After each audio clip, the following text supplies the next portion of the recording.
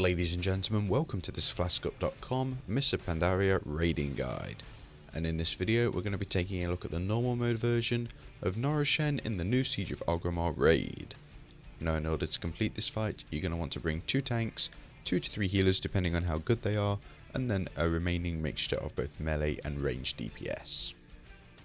Now what's slightly confusing is you don't actually fight Norushen in this encounter, instead you face an amalgam of corruption, and this is a kind of monster that is spawned by Norushen of all the bad things that are inside you. So think of everything bad you've ever done, and that's now in front of you in the form of a Shah.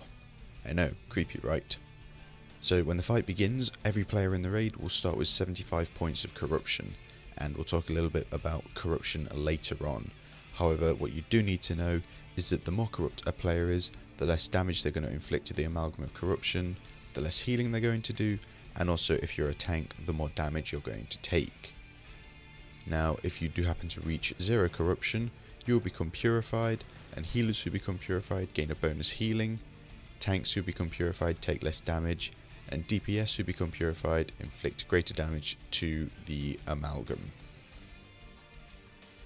Now, in order to reduce your pride, each specific class has to complete a certain test, and you can complete this test by clicking on little orbs that spawn around the room, and this will take you to a different realm where you complete your test on your own, and then when it's complete you get teleported back to the realm where you fight the amalgam.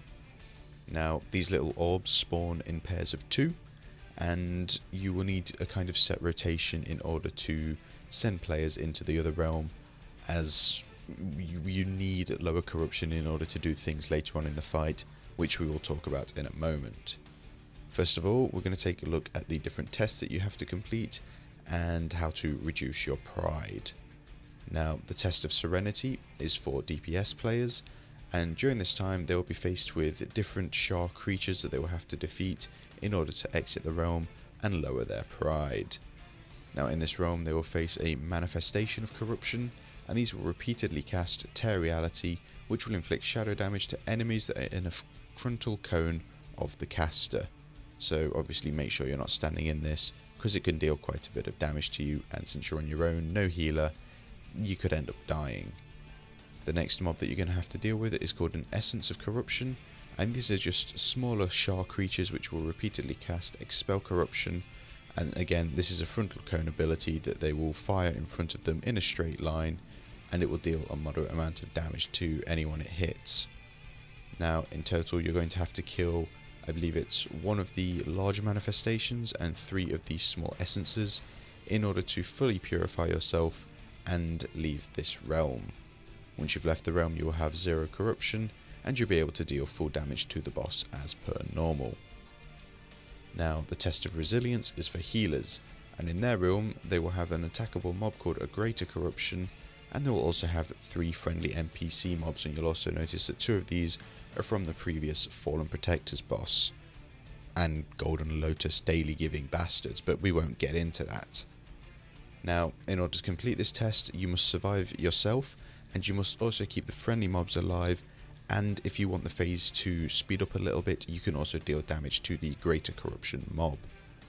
Now you should be aware of a few abilities in this realm, and the first one is called Disheartening Laugh, and this will deal damage to the healer and also the NPCs in the realm, and this is just simply something you've got to heal through.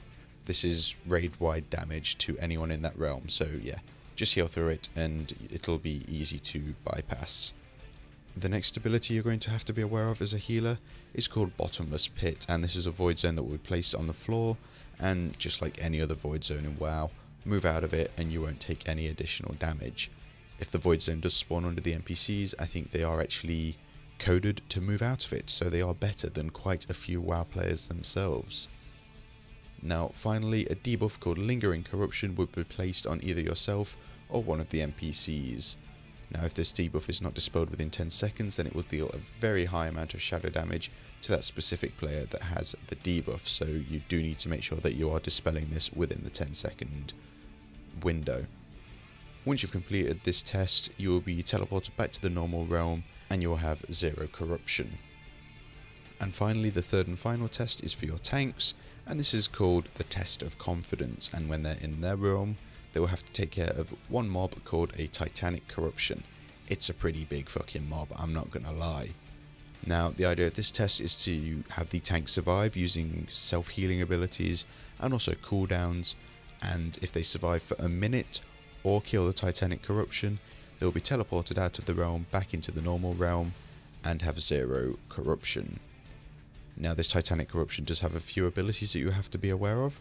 The first one is Piercing Corruption, and this will simply deal a very high amount of damage to the tank, and this must simply be survived through. Again, self-healing and also personal cooldowns are great for this. The next ability is called Titanic Smash, and this is a frontal cone ability that has a short cast time. So when he starts lifting his arms back as if he's about to smash you, move to the side and don't get hit by the smash. It's kind of simple. His next ability is called Hurl Corruption, and this is a relatively high damaging ability that can and should be interrupted as and when possible. If you do get hit by this, then you will need to do quite a bit of self-healing because it will take off quite a large chunk of your health. His next ability is called Burst of Corruption, and this is a ground attack that will deal high amounts of damage to anyone that's hit by it, so you know, just avoid it, don't stand in it. And very finally, I forgot about this one, his last ability is called Corruption, which is a stacking dot that will be applied to you, and every time the Titanic Corruption gets a successful hit on you, the dot will stack, so it's a stacking debuff on you. Now the initial damage of this dot isn't very high, however if you are constantly being hit by the Corruption, it will begin to build up fairly fast and the damage could end up killing you, so you will need to be aware of that. Now we've taken a look at the 3 different tests for your DPS healers and tanks, we'll move on to take a look at the Amalgam of Corruption and how to actually deal with his abilities and defeat this encounter.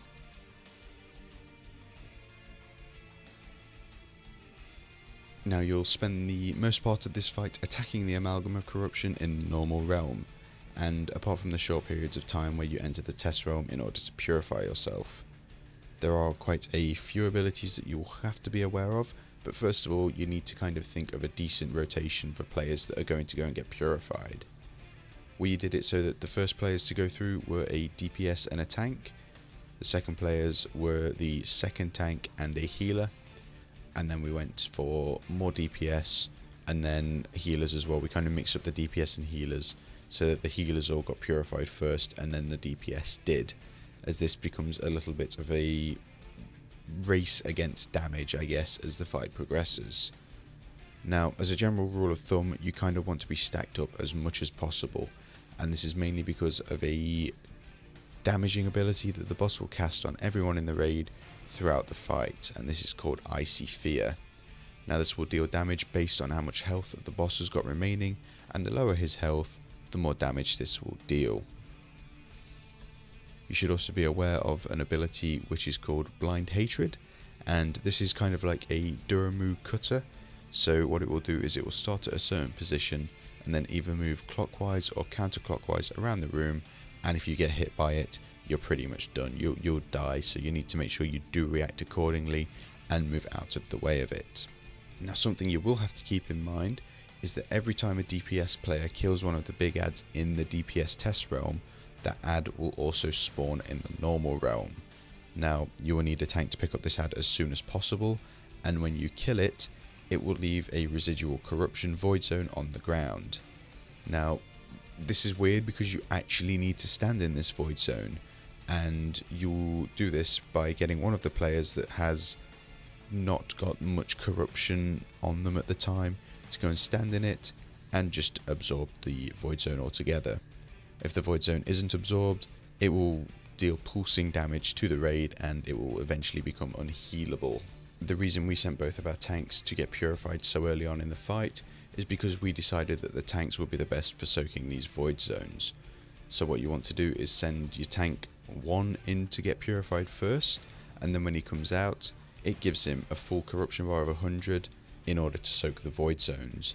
Now every time you do soak a void zone, you will gain 25 corruption, so you will only be able to soak a maximum of 4 void zones, but that should be enough for this fight with 2 tanks And then you've also got other players that can take the void zones as well, such as your damage dealers and your healers. It's up to you to decide who you really want to do this next. I'd personally opt for the DPS, as you want the healers to have as little corruption as possible. Speaking of the tanks as well, there's also a debuff which calls for a tank switch during this fight, and this debuff is called Self-Doubt. Now what this will do is cause the tanks to take additional damage from one of the boss's other abilities, which is called Unleashed Anger. And what this will do is strike the tank, and it will inflict a very high amount of physical damage. So you can take a few stacks of this, however you may want to consider using a cooldown. Now finally, when the Amalgam of Corruption reaches 50% remaining health, and for every 10% health he then loses, he will also spawn an Unleashed Manifestation of Corruption. So as this fight goes on, he will begin spawning more and more of these adds. You'll just have to handle these like normal and kill them off, but you should also note that the raid will be taking high amounts of damage from the Icy Fear due to the boss having less health. So what you will need to do is make sure that people are soaking the void zones that spawn from these adds when they die as fast as possible, and make sure players are stacked up as well as they possibly can in order to help the healers out with healing this fight. All in all though, it's actually quite a fun fight. It seems a little bit chaotic, but you do need to just get to grips with the 3 different tests and your rotation for people that are going to go and take the tests.